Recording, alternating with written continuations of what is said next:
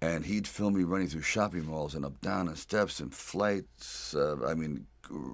Curved corridors along the river until finally my legs basically gave out and I'm like writhing on the ground and I want to rise up and say, John, I'm dying here. And he goes, no, no, use it. Use the pain. I said, for what? I mean, I'm in misery. He goes, well, no, no. You know, it's giving your character, it's giving him some depth. I said, it's giving me bruises. It's giving me like agony. I can't sleep at night. But, you know, John would use, one thing about John, he would use the environment. If he saw, like the scene where we just jumped down and saw this ship along the dock, this docked along the pier, and he said, just jump out, run as fast as you can along the ship, and I'm running and running. I said, you know what, my legs are buckling. I'm literally going to crash down here. Teeth are going to go, jaw, face. I'm just going to be ground down to this flat-faced image. Please. And I just barely made it. As John had me, he would have me run and jump park benches and down streets, and people are throwing things at me. Like when I had the orange thrown at me, and these people had no idea who I was. I was just some strange alien invader in a well-worn, tattered, baggy, incredibly ugly sweatsuit running through their neighborhood, you know, and they're like throwing things at me. And we kind of like made it work, but actually, like I thought they were trying to hit me with the orange. There was a kind of a lot of injuries on the set. I remember I was doing running up and down the steps. Originally, I was supposed to run up and down the steps with Butkus to show how strong Rocky had become. The first time he could barely get up the steps, and then I started picking up the dog. And halfway up the steps, I said, "This is a bad idea." The dog weighed about 135 pounds. I said, "And there's no way I can run gracefully up the steps." More or less, I couldn't even stagger up the steps. So the dog was definitely cut out. But in the meantime, I had gotten a wicked case of shin splints, which is an old injury I had gotten from playing high school football. And then when I was hitting the meat, I thought, oh, this would be an interesting visual, hitting the meat. Well, I don't know if anyone's hit a bull lately. They're hard. They're real hard. So all my knuckles were flattened out. They just became, I guess, kind of like well, I don't know what they're good for anymore. I guess, you know, kind of like a table leg now. They're pretty flat. They're pretty even. They really don't function as a hand much anymore. But these are all somewhat of the memories of and the broken finger that I was using with Adrian. I said, okay, I'll just like take all the injuries in the movie and somehow work it in. Also in the movie, there was we couldn't afford many people, so I tried to get as much help from friends, from my brother who plays a street corner singer, and my father who's a bell ringer. As I said, my dog is in it. Even my wife, my first wife, was the set photographer. But she was. I think she shot a total of maybe 100 pictures because the budget was really tight. And actually, it was probably the best set photographer I've had in a long time because all those pictures are great.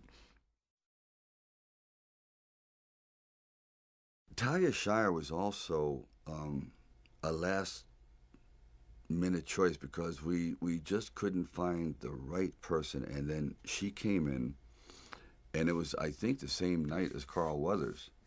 I think it was. And she came in, and we just read, and I felt the earth move. I really felt a tremendous vitality and kinship. I mean, I loved her. I really loved her. I just loved the way she looked and the way she her hair fell and this timid, fragile creature. I said, it was just incredible and the perfect voice. So when we were going to do Rocky meets her, and he just talks to her and he sees a beauty in her that no one else sees because everyone has something to do. Rocky really has nothing to do. So he moves at a much slower pace and he observes and he sees things that other people don't see. So he's trying to bring her out because I guess he feels that she's probably the only one who's worse off than he is. So he's feeling kind of like a little protective towards her. And the sequence where we're supposed to go ice skating, originally that was written for 300 extras and it was a big deal. Well, I show up on the set. They said, we have a slight change in plans. We have one extra. I said, interesting. And I said, well, I have an interesting thing to tell you, too. I don't ice skate. I don't know why I wrote it, but I thought it'd be interesting. So here we are with an empty arena, and I don't really skate at all.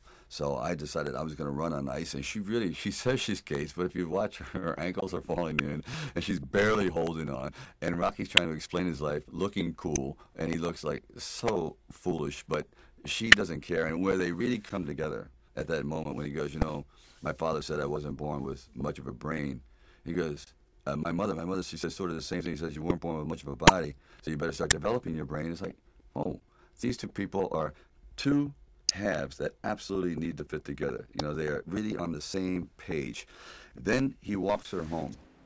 I think we make a real sharp couple of coconuts. I'm done with your shot. What do you think? And I'm starting to realize that this is the key to the film. This is the heartbeat. The whole movie is going to be based on the discovery of these two people, the love. She goes upstairs, and now she's terrified because this is not exactly what you call a swinging bachelor apartment. And the moment when he gets her to that door, all of a sudden the whole facade changes. He no longer looks like this terrifying guy. He goes, would you take off your glasses? And she really looks, if you ever watch that scene closely, you'll never see better responding by an actress to an awakening inside of really feeling like someone truly loves her. That it's like she's dying. She's never felt this before. And coming from this man who is, this physical kind of specimen, the last kind of guy she ever imagined herself being with, it just, I disappear in that scene. She is just off the chart. You don't have to kiss me back if you don't want. I don't want to kiss you.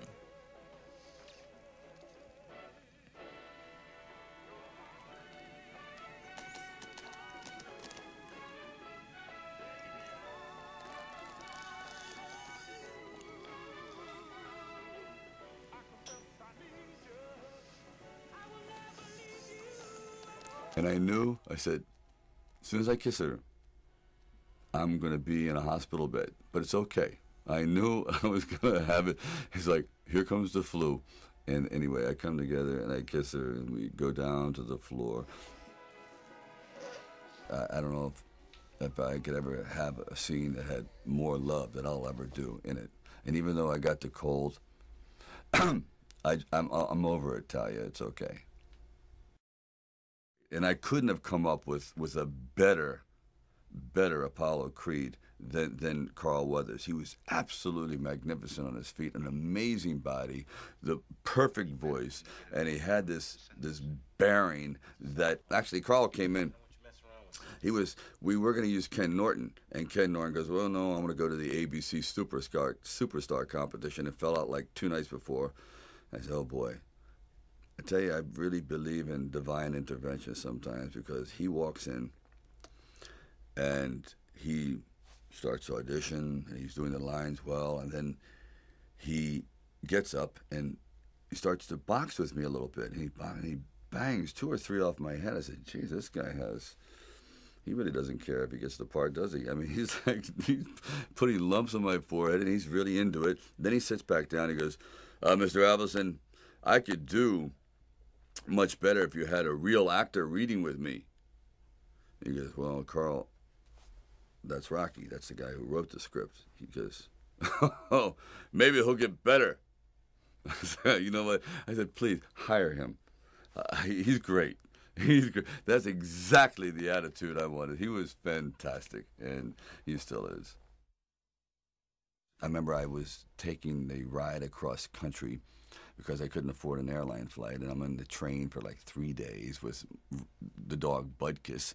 And Butkus at that time had this terrible flatulence problem. He had this gas, and so he was gassing me across the entire country. I couldn't believe it. It got to the point where I said, Butkus, one of us has got to go. No one's going to sit in the car with us. I couldn't breathe. I said, I'm trying to concentrate on the character of Rocky. Is this foreshadowing? Is this dog telling me exactly how this film is going to come out? A stinker? I don't know. I'll never forget. I was like, the train pulls into Arizona, and it's like 4 o'clock in the morning. And I said, is it I got to do it. So I picked up Butkus and a bear hug and tried to get him to go to the bathroom. And people said, "Why are you squeezing your dog?" I said, "You don't understand. It's a matter of survival." And anyway, he didn't. And again, it was a very, very smelly experience until I got to Philadelphia. And then he gets right to the hotel where I'm staying and decides to let it go and literally built a pyramid. I mean, it was the most unbelievable thing. I said, "You know what? This dog has got to be in the movie. There's no question about it. There's somehow, I don't know what, but any dog that can do that has star quality or is extraordinary." And that's how Butkus got in the movie. You know, he and I, we kind of like lived together. He was the one that I would bounce ideas of. When I'm sitting there at 3 o'clock in the morning writing, I say, "What do you think about that?" Obviously, he would say nothing, so he's a perfect writing partner. And anyway, that's the story of me and Butkus. The original ending of Rocky was